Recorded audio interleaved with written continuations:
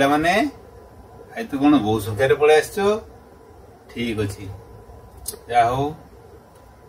ଆଚ୍ଛା ପିଲାମାନେ, ଆମେ ଯୋଉ ଆମ ସାହିତ୍ୟ ବହିର ପ୍ରଥମ ପ୍ରସଙ୍ଗ କାଲି ଆଲୋଚନା କରିଥିଲେ, ଯୋଉ ଟିକି ଟିକି ପଣ୍ଡିତ ଗୋଦାବର୍ଷ ମିଶ୍ରଙ୍କର ଟିକି ଟିକି କବିତାଟି କାଲି ଆମେ ଆଲୋଚନା କରିଛନ୍ତି। ତମକୁ କେମିତି ଲାଗିଲା? ଆଚ୍ଛା, ଭଲ ଲାଗିଲା। ହଉ, ଠିକ ଅଛି। କାଲି ଯୋଉଠୁ ଛାଡିଥିଲେ ସେଇ କବିତାକୁ ଆଜି ଆମେ ପୁଣି ସେଇଠୁ ଆରମ୍ଭ କରିବା। ହେଲା ପିଲାମାନେ? ଆଚ୍ଛା ପିଲାମାନେ, ଆମେ କାଲି ପଢିଥିଲେ ଆମର ସାହିତ୍ୟ ବହିର ପ୍ରଥମ ପ୍ରସଙ୍ଗ ଟିକି ଟିକି, ଯୋଉଠିକି ପଣ୍ଡିତ ଗୋଦାବର୍ଷ ମିଶ୍ର କେତେ ସୁନ୍ଦର କଥା କହିଛନ୍ତି। ପ୍ରଥମ ପଦରେ ଆମେ କାଲି ବହୁତ କଥା ଜାଣିଥିଲେ, ଯାହାକୁ କି ଲେଖିଛନ୍ତି ପଣ୍ଡିତ ଗୋଦାବର୍ଷ ମିଶ୍ର। ତ ଏଇ ଫଟୋଟିକୁ ମଧ୍ୟ ତମେ କାଲି ଦେଖିଥିବ ନିଶ୍ଚିତ ଭାବରେ। ଇଏ ହଉଛନ୍ତି ଆମର ପଣ୍ଡିତ ଗୋଦାବର୍ଷ ମିଶ୍ର, ଯିଏ କି ଟିକି ଟିକି କବିତାଟିକୁ ଖୁବ ସୁନ୍ଦର ଭାବରେ ତମ ଆଗରେ ଉପସ୍ଥାପନ କରିଛନ୍ତି। ତେବେ କାଲି ଯୋଉଠୁ ଛାଡିଥିଲେ ଆମେ, କାଲି ଆମର ପ୍ରଥମ ପଦ ସରିଥିଲା, ଆଜି ଦ୍ୱିତୀୟ ପଦକୁ ଆଜି ଆମେ ଆରମ୍ଭ କରିବା। ତେବେ ମୁଁ ପ୍ରଥମେ ସେ ଦ୍ୱିତୀୟ ପଦଟିକୁ ବୋଲୁଛି, ତମେ ମୋ ସହିତ ତା ପରେ ପରେ ବୋଲିବ। ହେଲା ପିଲାମାନେ? ତେବେ ଦେଖ, ଏବେ ଦ୍ୱିତୀୟ ପଦ ମୁଁ ଆରମ୍ଭ କରୁଛି।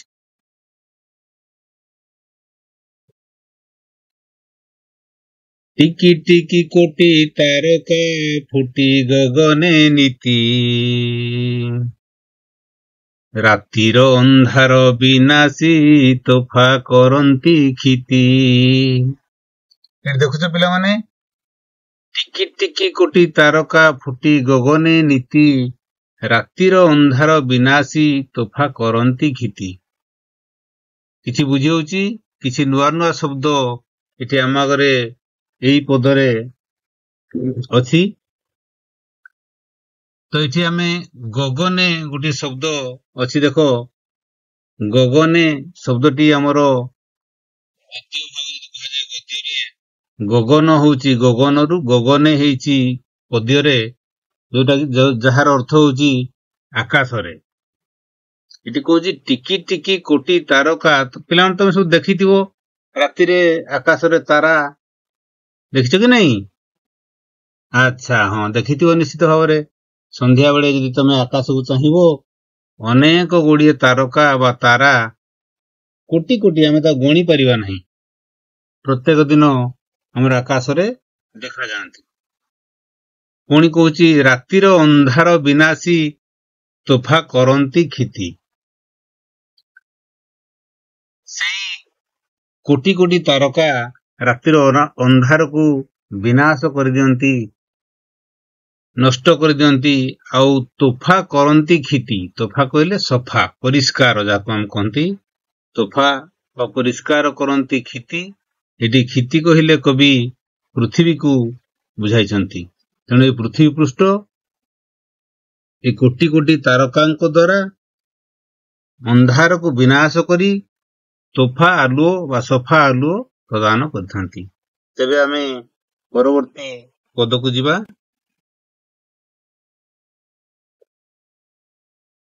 ଲବେ ଲବେ ଦୟା ହୃଦୟ ଦେଇପାରେ ଯେ ନର,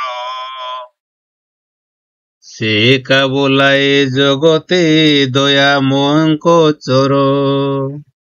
ପିଲାମାନେ ଦେଖ, ଏଠି ଲବେ ଲବେ ଦୟା ହୃଦୟ ଦେଇପାରେ ଯେ ନର, ସେ ଏକା ବୋଲାଏ ଜଗତେ ଦୟାମୟଙ୍କ ଚର। ଲବେ ଲବେ କହିଲେ ଏଠି ଆମେ ଖୁବ କମ ମାତ୍ରାରେ ବା ଅଳ୍ପ ବୋଲି ବୁଝିଥାଉ। କବି ଏହାକୁ ଦର୍ଶାଇଛନ୍ତି। ଲବେ ଲବେ ଦୟା ହୃଦୟରୁ ହୃଦୟ ହେଇଛି। ଯଦି ନର କହିଲେ ଏଠାରେ ମନୁଷ୍ୟ, ଦକ୍ଷିଣ ପାର୍ଶ୍ୱ ଦିଆଯାଇଛି, ତାର ଅର୍ଥ ମଧ୍ୟ ଦେଖ ପିଲାମାନେ। ନର କହିଲେ ମନୁଷ୍ୟ, ମନୁଷ୍ୟର ଚିତ୍ର ମଧ୍ୟ ଦିଆଯାଇଛି। ଯଦି ଟିକିଏ ଟିକିଏ ଦୟା ଆମ ହୃଦୟରୁ ଆମେ ଦେବା ତାହେଲେ କଣ ହବ? ସେ ଏକା ବୋଲାଏ ଜଗତେ ଦୟାମୟଙ୍କ ଚର।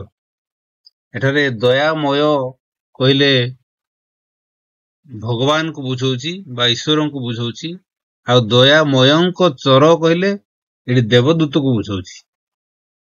ଯଦି ଆମେ ଆମ ନିଜର ହୃଦୟରୁ ଟିକିଏ ଟିକିଏ ଦୟା ମଧ୍ୟ ସମାଜ ପ୍ରତି ବା ଅନ୍ୟମାନଙ୍କ ପ୍ରତି, ଅନ୍ୟ ନର ପ୍ରତି ବା ଅନ୍ୟ ମଣିଷ ପ୍ରତି ଦେବା, ତାହେଲେ ଆମେ ଜଗତରେ ବା ପୃଥିବୀରେ ଆମକୁ କୁହାଯିବ। ବୁଝିପାରୁଛୁ ପିଲାମାନେ? ଆଚ୍ଛା, ଠିକ ଅଛି।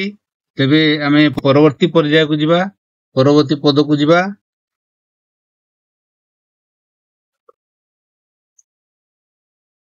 ପଦୁପଦ କଥା ମଧୁର ଯେହୁ ଭାଷଇ ମୁଖେ,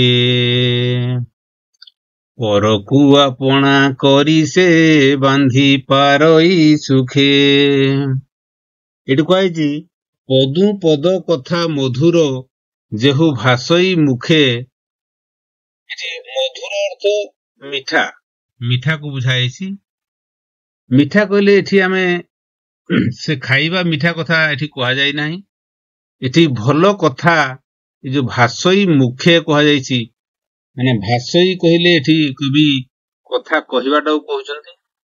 ଆମ ମୁଖରୁ ଯୋଉ ବାଣୀ ବାହାରୁଛି ବା ଯୋଉ କଥା ବାହାରୁଛି ସେ ମଧୁର ହେବା କଥା କହୁଛନ୍ତି।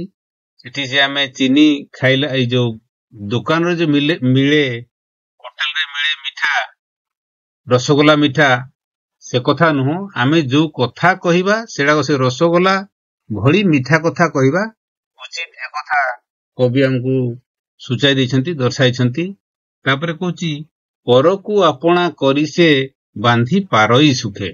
ଯେଉଁ ବ୍ୟକ୍ତି ବା ଯେଉଁ ଲୋକ ମଧୁର ମଧୁର ବଚନ କହିବ ବା ମିଠା ମିଠା କଥା କହିବ, ସେ ପରଲୋକକୁ ମଧ୍ୟ ଖୁବ ଶୀଘ୍ର ଆପଣା କରିପାରିବ ବା ନିଜର କରିପାରିବ ବୋଲି କବି ଏଠାରେ ଦର୍ଶାଇଛନ୍ତି। ଆଉ ସେ ହିଁ ସଂସାରରେ ସୁଖରେ ରହିପାରିବ ବୋଲି କବି ଦର୍ଶାଇଛନ୍ତି। ବୁଝିଗଲା ପିଲାମାନେ? ଠିକ ଅଛି। ତେବେ ଆଜି ଆମେ ଏତିକି ଆଲୋଚନା କରିବା। ପୁଣି ପରବର୍ତ୍ତୀ ପର୍ଯ୍ୟାୟରେ ବା ପରବର୍ତ୍ତୀ କ୍ଲାସରେ ଆମେ ଆଉ ଯାହା ରହିଲା ତାକୁ ଆଲୋଚନା କରିବା। ତେବେ ବର୍ତ୍ତମାନ ଦେଖିବା ଆମେ କଣ ଶିଖିଲେ ଏଇଠୁ। ତାହେଲେ କହିଲ ଦେଖି ପିଲାମାନେ। ଯେମିତିକି ଟିକି ଟିକି ଧୂଳିକଣା, ସେମିତି ଆମେ ଆଉ କଣ କହିପାରିବା? ଟିକି ଟିକି ଧୂଳିକଣା ଯେମିତି ହେଇଛି, ସେମିତି ଆଉ କଣ କହିପାରିବା? ହଁ, ଠିକ କହୁଛ ତମେ ପିଲାମାନେ। ଟିକି ଟିକି ତାରକା, ଟିକି ଟିକି କାମ, ଟିକି ଟିକି ଟୋପା, ଏମିତି ଅନେକ ଶବ୍ଦ ଆମେ ଶବ୍ଦ ପୂର୍ବରୁ ଟିକି ଟିକି ଲଗେଇ କରିପାରିବା। ହେଲା, ତାପରେ ଦେଖିବା କ୍ଷିତି କହିଲେ ପିଲାମାନେ ତମେ କଣ ବୁଝୁଛ? କ୍ଷିତି କହିଲେ କଣ? ମୁଁ ଟିକେ ଆଗରୁ ତୁମକୁ ଆଲୋଚନା କରୁଥିଲି। ହଁ, ଠିକ କହିଛ। କ୍ଷିତି କହିଲେ ତମେ ପୃଥିବୀ ବା ଧରା ବା ଧରିତ୍ରୀ ମଧ୍ୟ କହିପାରିବ। ତାର ସେଟା କହୁଛି ପ୍ରତିଶବ୍ଦ। ହେଲା, ତାପରେ କଣ ଅଛି ଦେଖିବା ପିଲାମାନେ। କବି ଦୟାମୟ ବୋଲି କାହାକୁ କହିଛନ୍ତି? ହଁ, ଭଗବାନଙ୍କୁ କହିଛନ୍ତି ନା। ହଁ, ଭଗବାନ ଈଶ୍ୱର ତାଙ୍କୁ ଦୟାମୟ ବୋଲି ଏଠି କବି ଉଲ୍ଲେଖ କରିଛନ୍ତି। ଆଚ୍ଛା ପିଲାମାନେ, ଚର କହିଲେ କଣ ବୁଝ? ହଁ, ସେଠି ଯୋଉ ତମେ ପଢିଥିଲ କବିତାରେ ଦୟାମୟଙ୍କ ଚର, ଚର କହିଲେ ଏଠି ଆମେ ଦେବଦୂତଙ୍କୁ ବୁଝେଇବା। ବୁଝିଗଲା ପିଲାମାନେ? ଆଚ୍ଛା, ହଉ, ଠିକ ଅଛି। ତେବେ ତାହେଲେ ଆଜି ଆମେ ଏଇ କ୍ଲାସକୁ ଏଇଠି ଶେଷ କରିବା। ପୁଣି ଆସନ୍ତାକାଲି ପରବର୍ତ୍ତୀ କ୍ଲାସରେ ଆଉ ଯାହା ରହିଲା ତାକୁ ଆଲୋଚନା କରିବା। ହଁ, ଠିକ ଅଛି। ଧନ୍ୟବାଦ ପିଲାମାନେ, ଧନ୍ୟବାଦ।